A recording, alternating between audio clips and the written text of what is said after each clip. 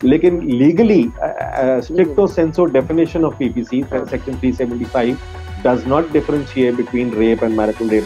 वो ये कहता है कि जो अगर खातून की मर्जी शामिल नहीं है या अगर खातून की मर्जी के खिलाफ है तो that qualifies as that constitutes rape.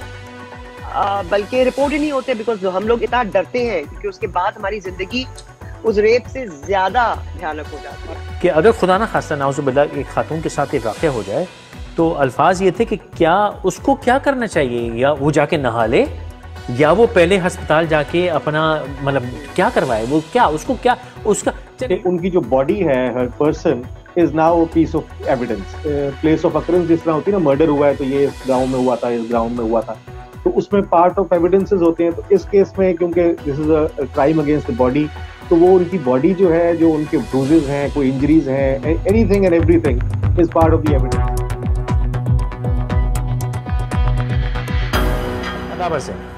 एक ज़माने से मैं इस बात पे बज़िद हूँ और मेरा यकीन है इस पे कि पाकिस्तान में किसी भी चीज़ का हफ्ता आता है और एक हफ्ते के बाद वो चीज़ ख़त्म हो जाती है। तो पिछला हफ्ता जो है वो हफ्ता रेप था। रोज़ टीवी पे एक रेप की खबर आती थी और उसके बाद अब बिल्कुल खामोशी होगी, जैसे पाकिस्तान में अब कोई रेप नहीं होता। अल्लाह करे ना होता हो, लेकिन ऐसा नहीं है। हमारा मीडिया एक हफ्ते के लिए, हमारी बल्कि पूरी कौम एक हफ्ते के लिए एक चीज़ को पकड़ती है और फिर उसको छोड़ देती है और भूल जाती है। फिर जो हो रहा है होने दो, कोई पलट के नहीं देखता।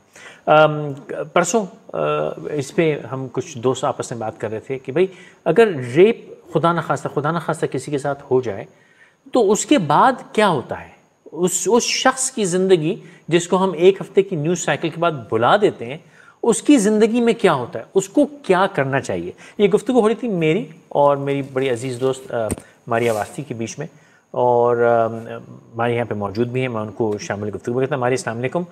तो मारी मुझसे पूछ रही थी कि भाई ये क्या होता है, एक औरत जिसके साथ खुदा ना खास्ता ये वाक़या हो जाए तो वो क्या करे। तो मैंने कहा इसके सवालों के जवाब मैं नहीं दे सकता। तो मैंने, मेरे एक और अजीज़ दोस्त हैं जुल्करनैन साही, वो अपने आप को कहते हैं, हालांकि मेरी वो ज़फ़र साही हैं, वो लॉयर हैं, एक्स पार्लियामेंटेरियन हैं, सियासतदान भी हैं, लेकिन लॉयर बहुत अच्छे हैं। तो हमने दरख्वास्त की कि मारिया के जो सवालात हैं उनके जवाब ज़फ़र साहब दे दें। तो Maria, I leave it to you, your questions, Zafar you have the answers. जी, वैसे आपके जहन में भी कोई सवाल आए ऐसे तो आप ऑफ कोर्स जी। उस दिन हम यही बात कर रहे थे ना कि लाइक हफ्ता क्या, मेरा मतलब है हमारा तो ये जो है रेप अब इतना एक आम लफ्ज है। पहले तो आप बोलते हुए भी इवन टेलीविजन के शोज में या ड्रामे में बोलते नहीं, इस्तेमाल इतना के लफ्ज किए जाते थे, और अब एक बिल्कुल उसी तरीके से, आम तरीके से हम इसको यूज करते हैं। और अभी जो हमने देखा, मुझे लगता है कि जब मीडिया में कोई खबर आ जाती है तो वो खबर बन जाती है।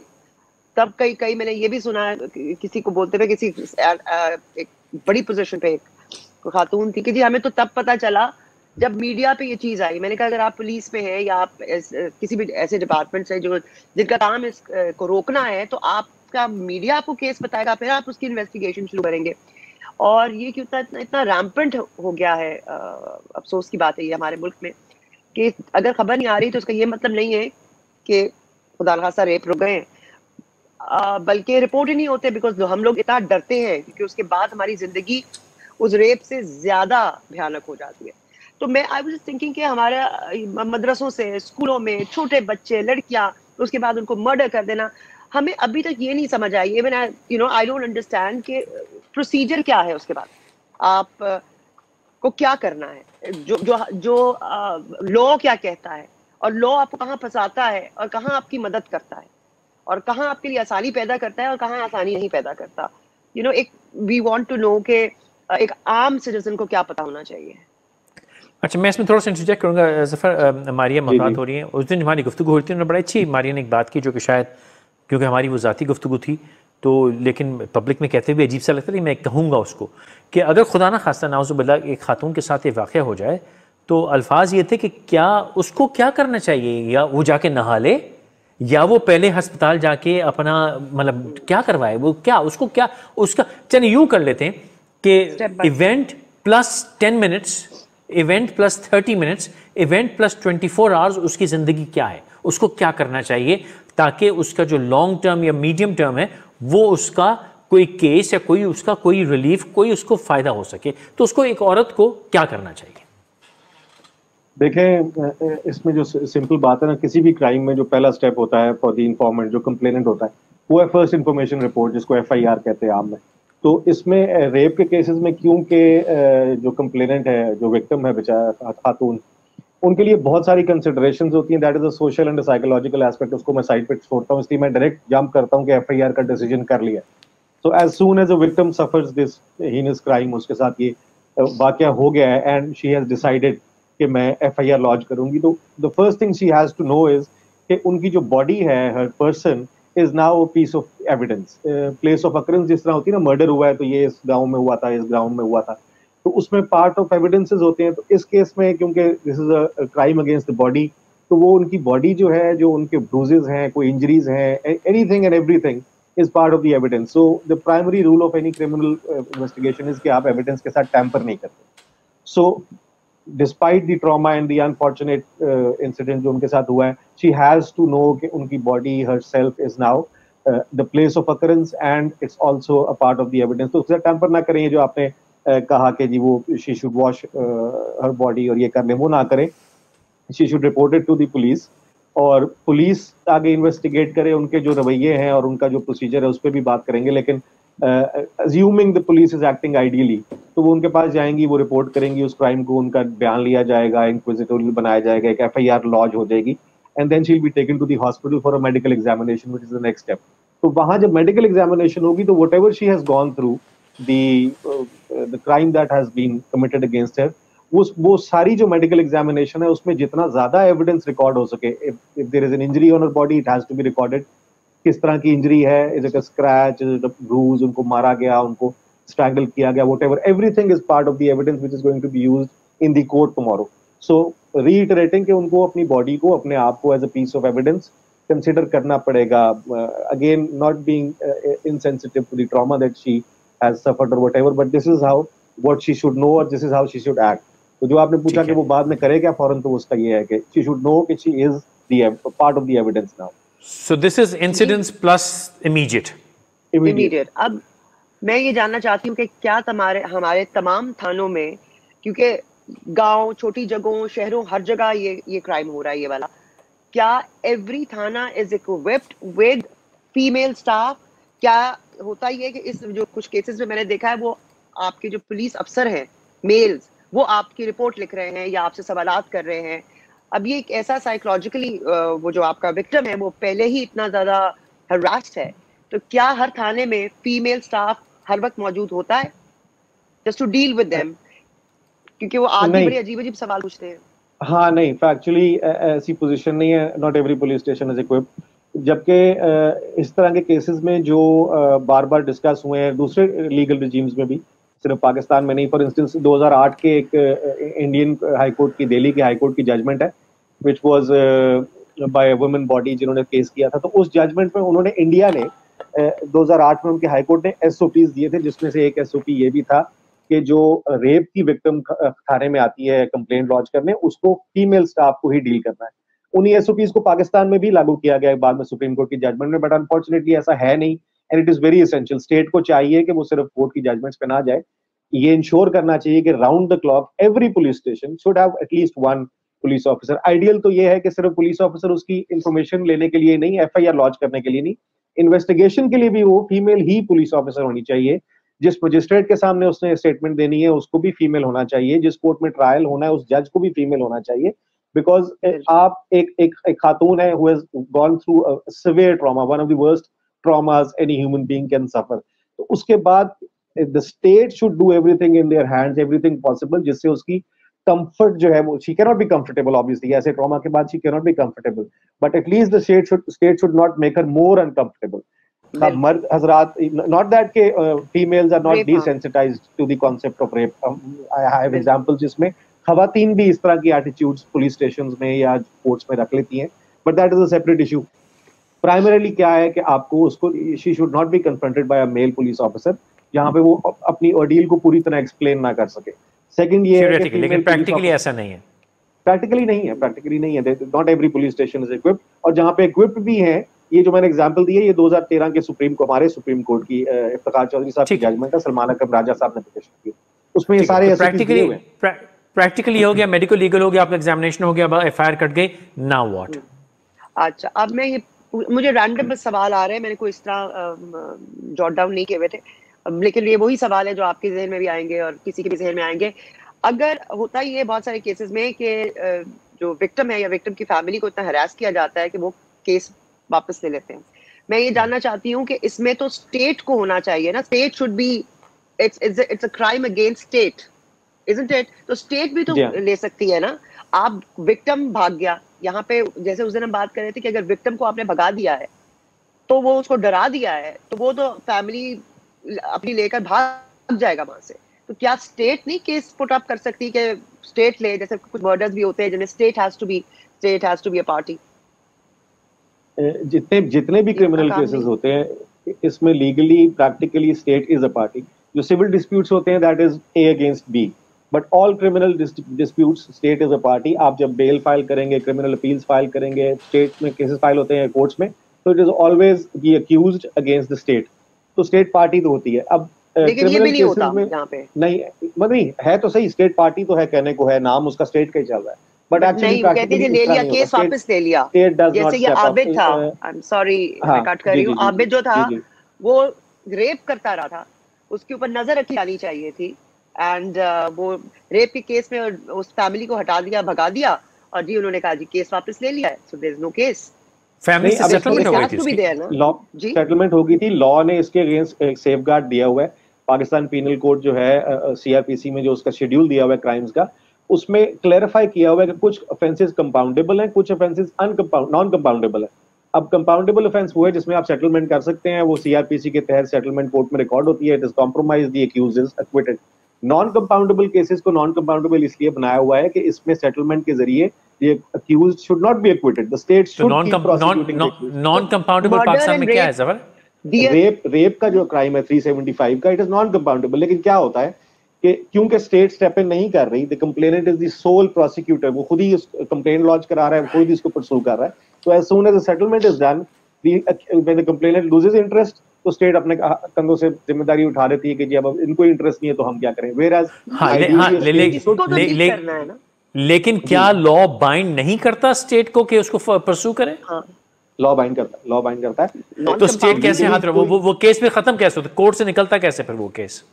इसी तरह ना कि वो कहते नहीं कंप्लेनेंट इंटरेस्ट लूज कर दिया। देखिए ना, ट्रायल में थ्रू आउट द ट्रायल और through out the investigation complainant जो है वो अपने स्टेटमेंट्स दे रहा है, एविडेंस दे रहा है, उसकी फोरेंसिक्स हो रहे हैं, सब कुछ। When the complainant steps back, आप कंप्लेनेंट को बुला रहे हैं स्टेटमेंट के लिए और वो नहीं आ रही, आप उनको बुला रहे हैं कि आप अपना मेडिकल कराएं या अपनी डीएनए कोरॉबरेशन कराएं, वो नहीं करा रहे या वो परसू ही नहीं कर रहे, तो एक पुलिस स्टेशन में जहां पे 400 केस पेंडिंग है और 40 केसेस में कंप्लेनेंट इंटरेस्ट नहीं ले रहा, तो उसको छोड़ देते हैं।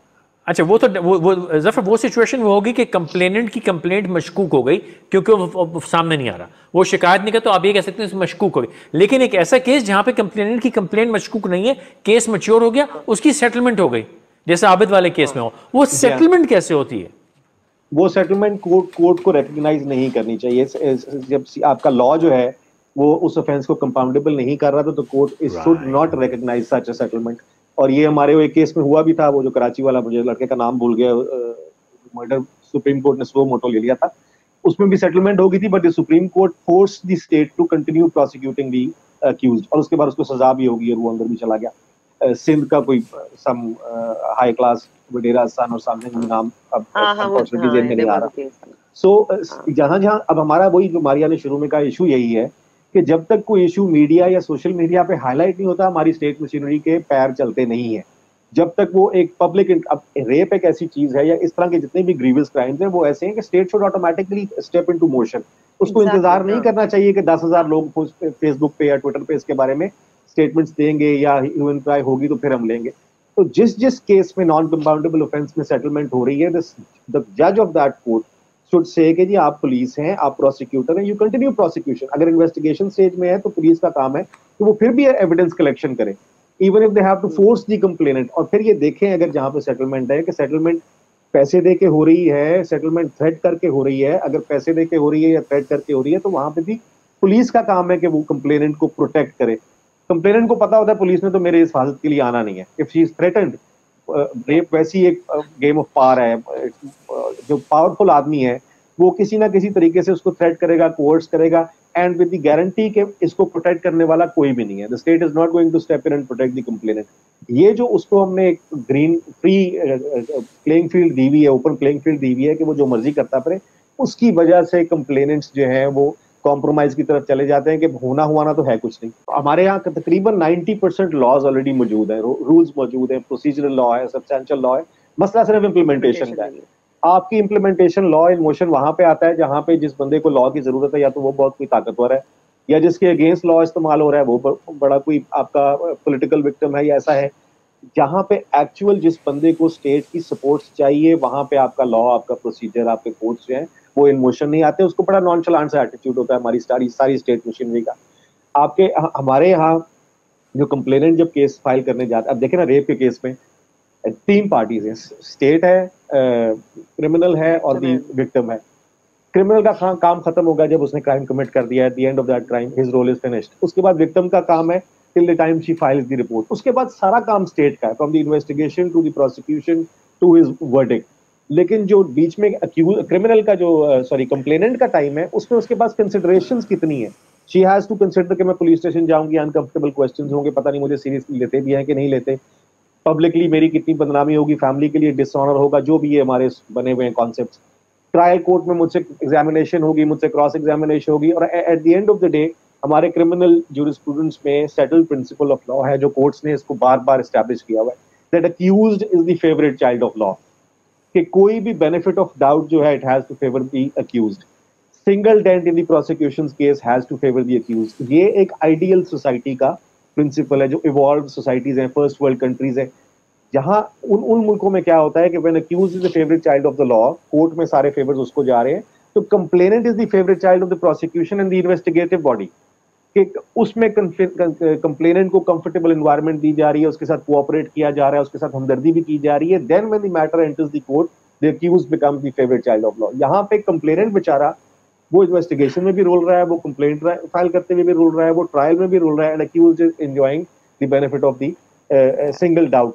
तो वो डाउट नहीं जा रहा है। हम बातें कर रहे हैं कि जी उसको लटका दिया जाए या छितर मारे जाए या कैस्ट्रेट किया जाए, यहाँ वो पकड़ा ही नहीं जा रहा है। पकड़ा ही नहीं जा रहा। क्या डिसाइड करेंगे कि आपने उसको स्लॉटर करना है या आपने उसको जेल में डालना है? हमारे यहाँ विक्टिम एक तो क्राइम का विक्टिम है, फिर सिस्टम का भी विक्टिम बन जाता है वो। सिस्टम का विक्टिम, ठीक है ना। और अगर इस लॉलेसनेस है बिल्कुल। जो रेप विक्टिम जा रही है पुलिस स्टेशन में, she feels more guilty than the accused. Exactly, जाते हुए उससे ज्यादा चीजें कंसिडर करनी पड़ती हैं कि मुझे क्या कुछ फेस करना पड़ेगा। अक्यूज तो मतलब has all everything in his favour by default. System is इस वाले केस में अगर खातून फ्रांसीसी ना होती और सीसीपीओ साहब एक दो गैर जिम्मेदार बयान ना देते तो कुछ ना होता। वो फ्रांसीसी थी, प्रेशर वहां, प्रेशर सोसाइटी का नहीं आया, वो फ्रेंच एम्बेसी से प्रेशर आया। ठीक है, और सीसीपीओ वो चले जो जितना हो गया, वो बंदा कम से कम बेल पे बाहर नहीं आएगा। फिलहाल बेल पे बाहर नहीं आएगा जो एक पकड़ा गया है। और सीसीपीओ साहब ने जरा सी कुछ गैर जिम्मेदार एक दो बयान लगा दिए, जिसकी वजह से रौला मच गया, हाईलाइट हो गया। क्योंकि उसके फौरन बाद 3 और केसेस हुए, उस पर तो कोई रौला नहीं मचा, मुसलसल हो रहे, उस पर किसी ने बात तक नहीं की। मैं फैसल जिस जजमेंट की बात कर रहा था 2013 वाली की, उसमें सुप्रीम कोर्ट ऑफ पाकिस्तान ने एक एसओपी दी थी, लॉ में नहीं है। मैं जो सबसे इंटरेस्टिंग बात उसमें यह है कि जब towards the end of the case, the last paragraph of the judgment, the जज सेज कि ये जो सारी एसओपीज हमने बताई हैं, दिल्ली कमीशन की, दिल्ली हाई कोर्ट की मेरा ख्याल है अराउंड 40 थी, और फिर उन्होंने अपनी 5-6 दे दी ना। तो उन्होंने उसके बाद पूछा कि जी we confronted the learned attorney general, कि आपको कोई इस पे एतराज तो नहीं है, जो स्टेट का काउंसिल होता है। उसने कहा जी हमें कोई एतराज नहीं है, बल्कि ये सारी चीजें अंडर कंसिडरेशन है और उन पे लेजिस्लेशन होने वाली है। अब उसका नतीजा क्या निकला, ये 2013 की जजमेंट है। इसी साल 2020 में काजी फायद ईसा साहब की एक जजमेंट है, जिसमें वो कह रहे हैं कि it is unfortunate and surprising कि 2013 के जो एसओपीज थे वो अभी तक इम्प्लीमेंट नहीं हो। मतलब आप लेजिस्लेशन तो भूल जाए ना कि उस पे हुआ हो, वो एसओपीज ही फॉलो नहीं हो रहे कि आपने विक्टिम को क्या एनवायरनमेंट देनी है, कैसे कोऑपरेट करना है। तो हमारा बहैसियत कौम एक नॉन शलांट एटीट्यूड है। जैसे मारिया ने कहा कि पहले तो बात करते घबराहट होती थी, अब आराम से हम रेप कर रहे हैं, हम डिसेंसिटाइज हो गए। और एज ए सोसाइटी हमारा, चाहे पुलिस हो, चाहे ब्यूरोक्रेसी हो, चाहे लॉ मेकर हो, चाहे लॉ इन्फोर्सर हो, हर की, चाहे लॉयर हो, हर कोई इसमें बड़ा चिल एटीट्यूड है। डिसेंसिटाइजेशन वेरी रेप को हम ऐसे लेते हैं किसी का फोन छीन गया, सर इसमें देखिए बहुत से इंस्टेंसेस ऐसे हैं। अब पुलिस का जिस तरह डॉक्टर्स होते हैं पेशेंट्स देख देख के डिसेंसिटाइज हो जाते हैं, पुलिस को ऐसा नहीं होना चाहिए। उनकी रेगुलर ट्रेनिंग्स और साइकोलॉजिस्ट साइकियाट्रिस्ट सोसाइटी को भी नहीं होना चाहिए यार, जस्ट टू कीप। नहीं सर सोसाइटी की बात तो लेता है, मतलब डॉक्टर्स और पुलिस को कंपेयर करो, सोसाइटी तो एक सेपरेट चीज है। ओके पुलिस के लिए जरूरी है कि वो ना हो। जी मारिया, अच्छा आगे जी हमारे जो इन्वेस्टिगेशन के जो ऑफिसर्स हैं, आईओज हैं, केस तो वहीं पर बनता है कोई भी और वहीं पर खत्म हो जाता है।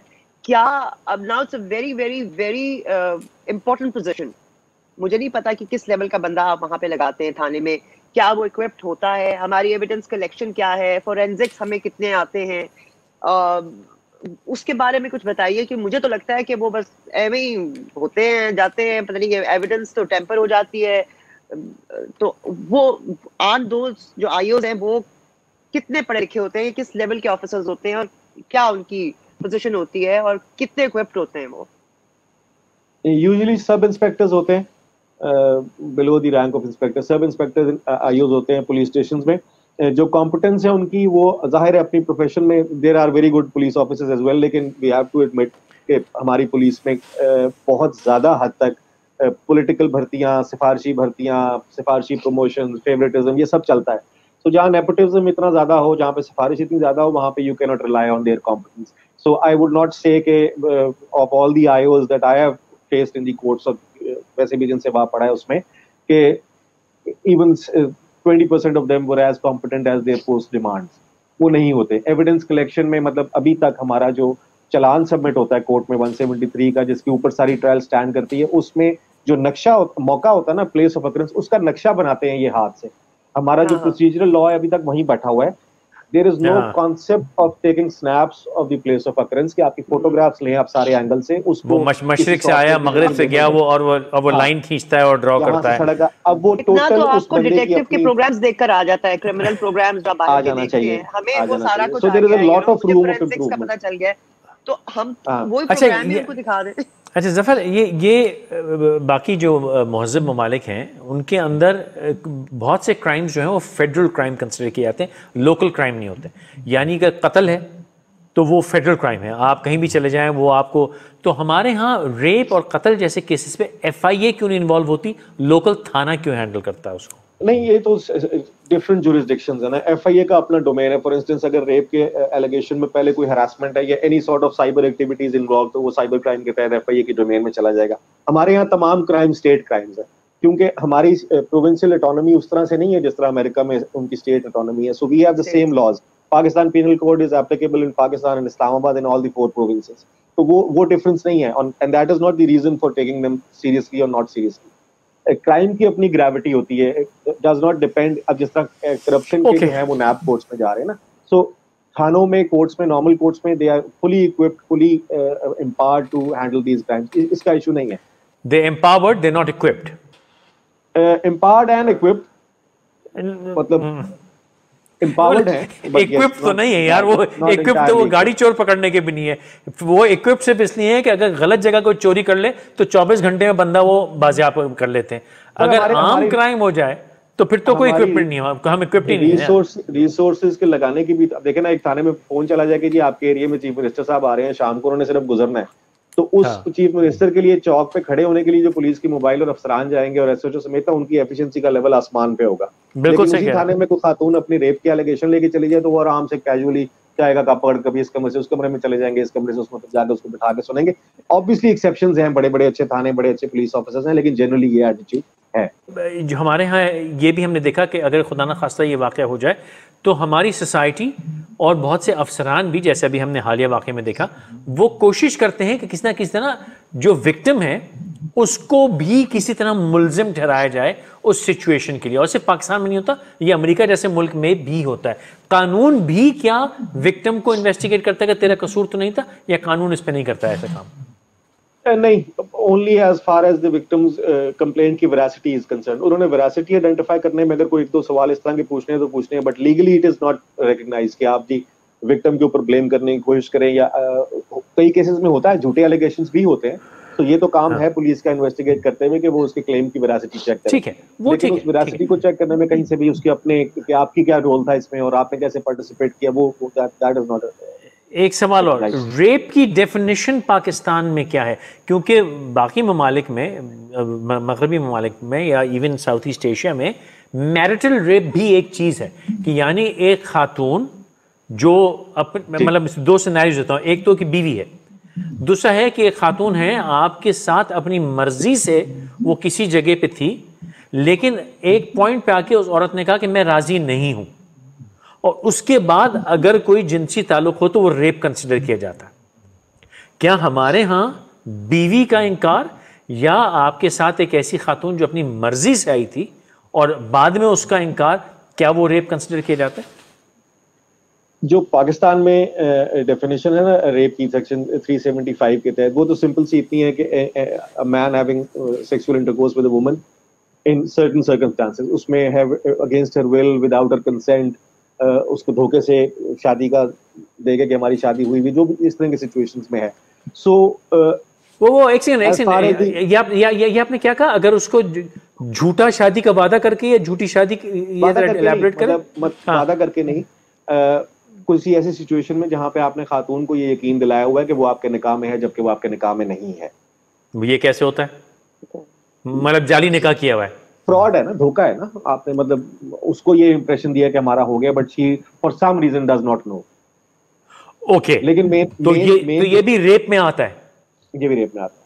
अब इसमें इशू ये है कि एक तो रिलीजियस कॉन्सेप्ट है ना, रिलीजियस कॉन्सेप्ट में इट इज कंट्रोवर्शियल कि जी मैरिटल रेप एग्जिस्ट करता है कि नहीं करता। हमारा जो पाकिस्तान पीनल कोड है जो क्राइम से रिलेट करता है, वो सेपरेटली इसको आइडेंटिफाई नहीं करता।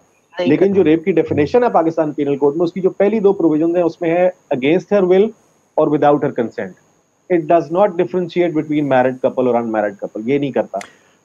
हाँ सही। तो अगर ये केस जाता है एक मियाँ बीवी का, तो ये वाला लॉ अप्लाई करेगा कि इस्लामिक जूरिस्प्रूडेंस अप्लाई करेगी? नहीं, इस्लामिक नहीं अप्लाई करेगा, क्योंकि ये वाला इस्लामिक लॉ जो है उसमें एनफोर्समेंट ऑफ हद जिना ऑर्डिनेंस जो है, उसमें जिना की डेफिनेशन में जरूरी है कि जो अनमैरिड कपल हो।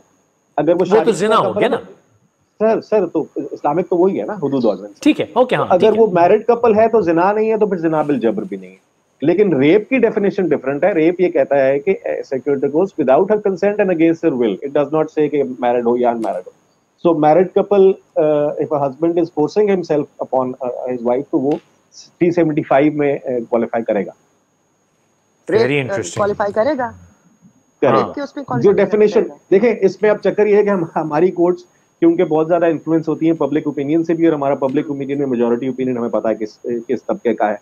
लेकिन legally स्ट्रिक्टो सेंसो definition of PPC section 375 does not differentiate between rape and marital rape. वो ये कहता है कि जो अगर खातून की मर्जी शामिल नहीं है या अगर खातून की मर्जी के खिलाफ है, तो that qualifies as that constitutes rape. Very interesting. तो यानी हमारे कानून तो बुरे नहीं है यार। सर मैंने यही बात पहले भी की ना कि कवानीन, रूल्स, प्रोसीजर, सब्सटेंशियल सब मौजूद, इम्प्लीमेंटेशन और अंडरस्टैंडिंग नहीं।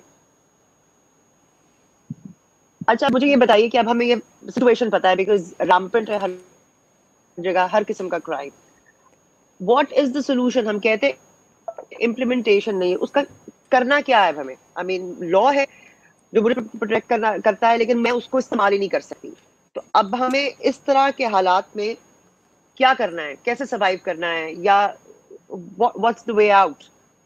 देखें, एज ऑर्डिनरी सिटीजंस या as part of the populace और सिविल सोसाइटी, तो यही काम है कि we keep raising our voice. और क्योंकि करना तो जो है वो स्टेट ने करना।